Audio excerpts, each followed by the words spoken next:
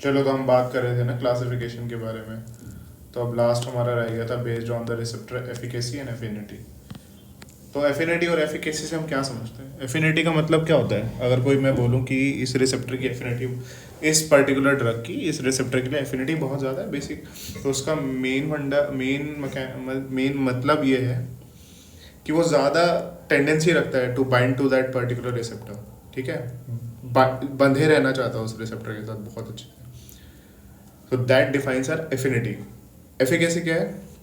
कि बंधे तो पर इफेक्ट ना है। इफेक्ट भी इंपॉर्टेंट है ना, तो एफिकेसी होनी चाहिए उसकी, मतलब कि इफेक्ट भी आना चाहिए।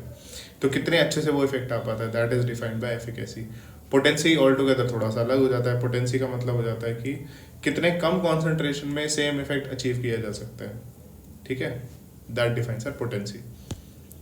अब एगनिस्ट की बात करते हैं। तो first is agonist is 100% affinity जिसकी हो और 100% इंट्रिंसिक एक्टिविटी हो। इंट्रिंसिक एक्टिविटी का सिंपली मतलब कि बाइंड करे जितना, उतना परसेंटेज ही इफेक्ट भी आ जाए।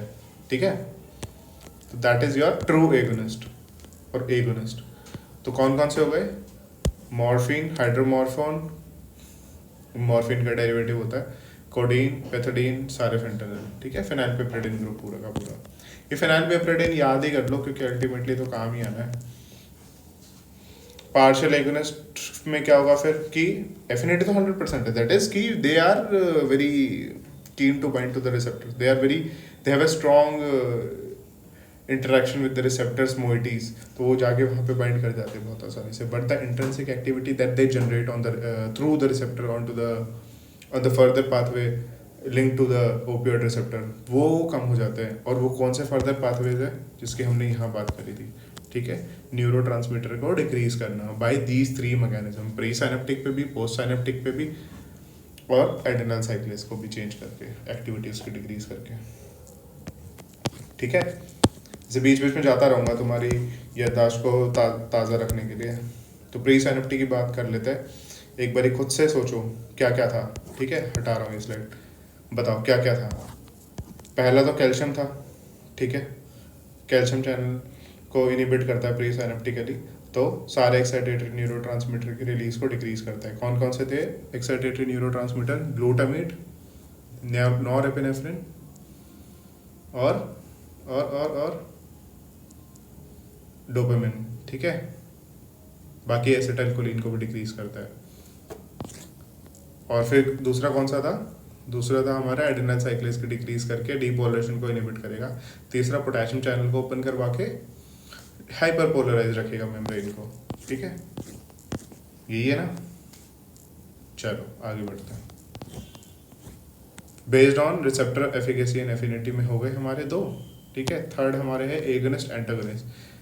तो सिंपली इसका ये मतलब है कि एक रिसेप्टर पे तो एगोनिस्ट एक्शन रहेगा और दूसरे पे रहेगा एंटागोनिस्ट। म्यू और कापा की बात हो रही है यहाँ पे।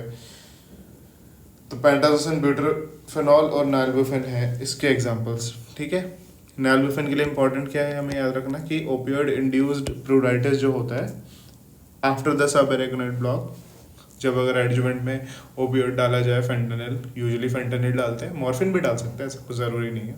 तो अगर उससे प्रूराइटिस जो होगी वो नाइलब्यूफेन से ट्रीट करी जाती है। Maximum pruritus is with fentanyl. ठीक है, और पेशेंट क्या कंप्लेंट देगा वो प्रूराइटिस की कि मेरे को जो खुजली हो रही है वो पैरानेजल एरियाज में हो रही है, जो ट्राइंगल बनता है from the apex of the nose till the chin.